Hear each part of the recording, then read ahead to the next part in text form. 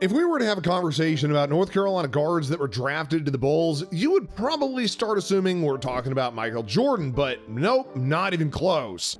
In today's video, we're going to be talking about the beloved Coby White, who's been playing lights out this season and probably just saved his basketball career. Here's why.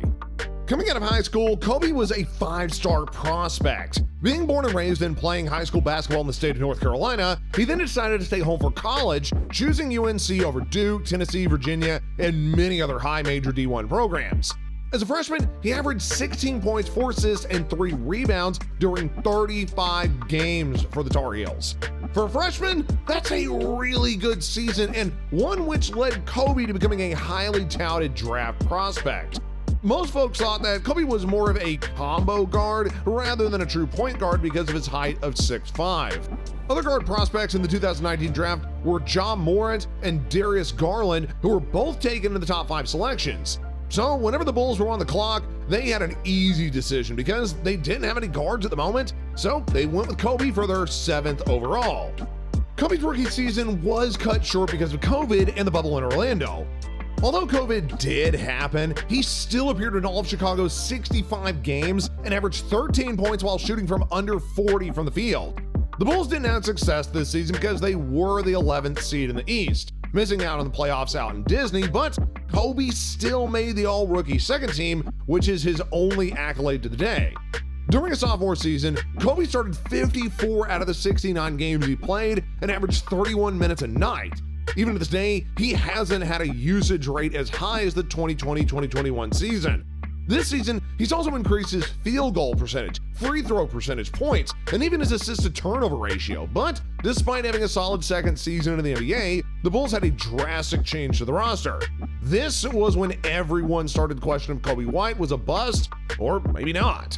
The Bulls recently traded away Nikola Vucevic for Wendell Carter Jr. On top of this, they even went ahead and signed veterans DeMar DeRozan, Lonzo Ball, and Alex Caruso during the offseason in 2021. Chicago went ahead and drafted Illinois star guard Ayo Dosunmu in the second round of the NBA draft. All these roster movements caused Coby to get less playing time. He only started 17 of the 61 games that he played during the 21-22 season. Although he was averaging a career low in points this season, he did increase his field goal and three-point percentage. The problem was that Coby wasn't getting any better, and for the 7th pick in the NBA draft, people quickly started to doubt Coby, and even allegations of him being a bust were floating about. With the roster changes the Bulls had, their expectations for the season were very high. With a solid starting 5 and a deep bench, they were expected to be a contender in the East, but like always, Chicago disappointed. They ended up with a win percentage slightly over 50% and received the 6th seed in the East. They did end up losing the first round to the Milwaukee Bucks, disappointing season nonetheless, but the fans of Chicago thought next season they were just going to be able to turn it around. So if you think the Bulls or Coby White got the better following season, you'd be dead wrong. In the 22-23 season, the Bulls became the 10th seed and lost in the play-in tournament to the Heat. Coby White also experienced the lowest amount of playing time so far in his short career. He ended up averaging only 9 points a game, which is his career low. That is just disgusting. Coby only started even 2 of the 74 games he played. Seriously, it is pitiful for his 4th season. The head coach of the Bulls, Billy Donovan, had a deep roster, especially in the guard positions, but you would think that a 7th overall pick would be better and receive way more playing time. Coby's usage rate was lower than his rookie season, and this is absolutely a rare sight to see in the NBA. This is whenever the NBA and Bulls fans went nuts on Coby White, saying that he was an absolute bust and at best, he might just be an average player in the NBA. He wasn't improving, and that was his problem. After the season, a lot of people thought that he would end up in a different jersey, but they were wrong. Coby had a lot of pressure heading into the season, wanting to revive his NBA career and proving everybody wrong. So, with Lonzo Ball's injury, the recent injury to Zach LaVine, and the Chicago Bulls on the verge of imploding, Coby had finally got the opportunity this season, and he's been taking advantage of the time that he's been given. Coby has started in all of Chicago's 31 games and averages 35 minutes a night. He wasn't even playing all that much since his second season. Not only is Coby averaging a career high of 17 points, he's also been the most efficient in his career when it comes to shooting the basketball. Shooting 46% from the field and 83% from the charity stripe, but the most shocking thing of all is definitely his three-point percentage. Throughout his career, he was known as a capable shooter, but, really nothing that special. Well, now he's known as the knockdown shooter of the Chicago Bulls, shooting 42% from the three-point range, which is the second best on the roster besides Alex Caruso.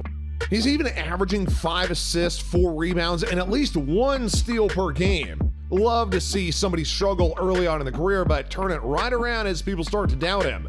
With Coby's improvement and production on the offensive end, this is not the only thing that he's gotten better at. This season, Coby has been the best defensively in his whole career, having a defensive net rating of at least 115, which is by far the best throughout his previous 4 seasons.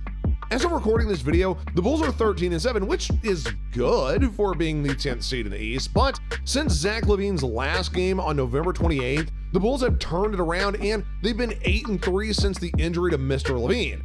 Coby is a big part of that. He's already had a knack of scoring the average basketball since college, but now being the second scoring option to the Bulls has been just making him an absolute show-off. LaVine suffering an injury worked out well for the Bulls and Coby White, but when he does return shortly, the question still remains, is it going to change anything? Personally, I got no clue, but I do know this. Billy Donovan does need to keep giving Coby playing time and giving him the basketball in his hands. He's the best playmaker on the roster behind Lonzo Ball, which obviously he's out for the season. You could also argue that DeMar is a better playmaker, but since Coby being a point guard is there, he still is going to get that name. In the last month of December, which means every single game that the Bulls have played without Zach LaVine, Coby White is averaging 24 points, 6.5 assists, and 6.5 rebounds. Is it safe to say that Coby is emerging as a star? Seriously, he's basically replacing the absence of Zach, but better, and brings way more playmaking and way more defense to the table than Zach. It's also in question that the Bulls may trade away Zach LaVine and or DeMar DeRozan, so that even means more lights on Coby. In the loss to the Cleveland Cavaliers on December 23rd, Coby hit 0 of 8 three-point attempts, but he's still shooting 45% from the three-point line in the month of December. So props to him that he's way above his average on the 4 seasons. He's obviously been getting better and getting in that gym to get those shots up. Hopefully the success of Coby White this season can continue for the rest of the season and his career overall. It makes people happy when this sort of things happen. A rough start in their career, but finally turning it around. Looks like point guards like Markelle Fultz and his teammate Lonzo Ball, it just took them time to get up to the pace to the NBA, but ever since Coby's been balling out, he doesn't have those bust allegations being thrown at him anymore.